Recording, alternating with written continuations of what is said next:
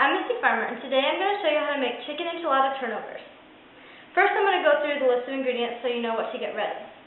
Alright, I've gone ahead and cooked up about 2 cups of shredded chicken, and I went ahead and shredded it. Of course, if you would rather dice chicken, you can go ahead and dice your chicken. I think shredded is a little bit easier to eat for a turnover. I've got 1 cup of pre-shredded Mexican-style cheese. We're going to go ahead and use a block of Philadelphia cream cheese. I've gone ahead and minced about 2 cloves of garlic. Is about 1 tablespoon of minced garlic. I have about 2 teaspoons of freshly chopped cilantro. I used 1 whole small onion, but half of a large onion would be just perfect, about 3/4 of a cup. We've got 1 can of diced green chilies. And then I've gone ahead and bought 2 packages of store-bought pre-made pie crust. You can go ahead and make this your own if you'd like. I didn't have the time, so I went ahead and did store-bought. Also, if you prefer, you can use puff pastry dough. I think it's a little bit too flaky, so I went with the pie crust.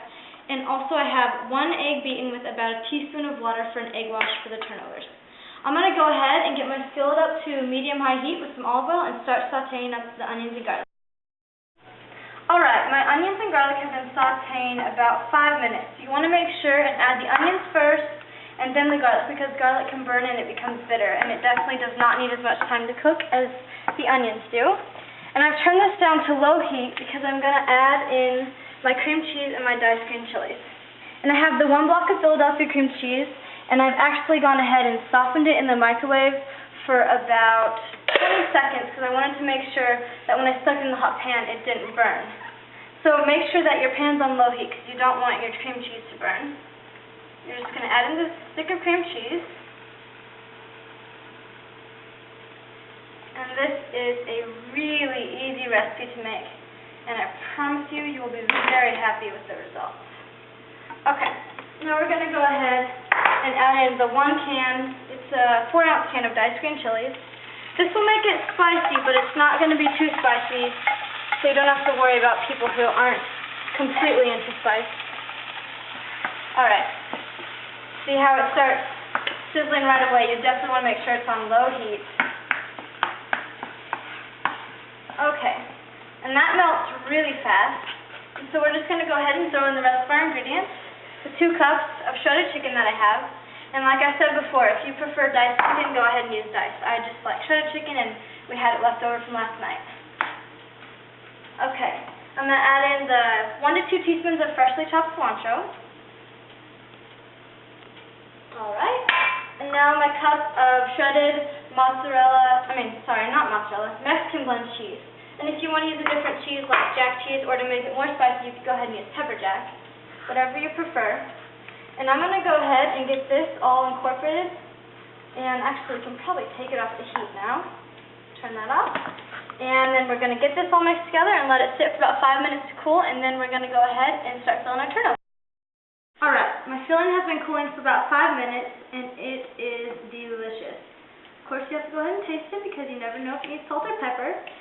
And I went ahead and got my pie crust out about 15 minutes ago. You want to let it come to room temperature, and if it's frozen, you want to let it sit at about 40 to 45 minutes. Do not microwave it because that will mess with the dough, but you do want to make sure it's at room temperature.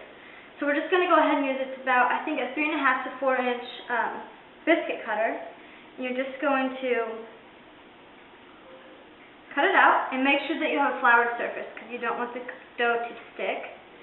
And we're going to take, I have a cookie dough scooper to make sure that every turnover is the same size because you want to make sure that they cook evenly. I'm just going to put it right there, kind of spread it out. Now you want to take the egg wash, which was 1 egg beaten and a teaspoon of water, and you want to kind of just go right around the edges so that the filling will stay in because you don't want the filling to come out while it bakes. And sometimes at the high heat it definitely has a tendency to do that. So you're going to go ahead and shove it all in there. You might have to stretch the dough a little bit to make it fit. You want to shove that all in there. And go ahead and wipe your hands as you need. Alright, now we're going to go ahead and close this off. And some of the filling will come out, but that's okay because when you seal it with a fork, it'll keep all the juices in.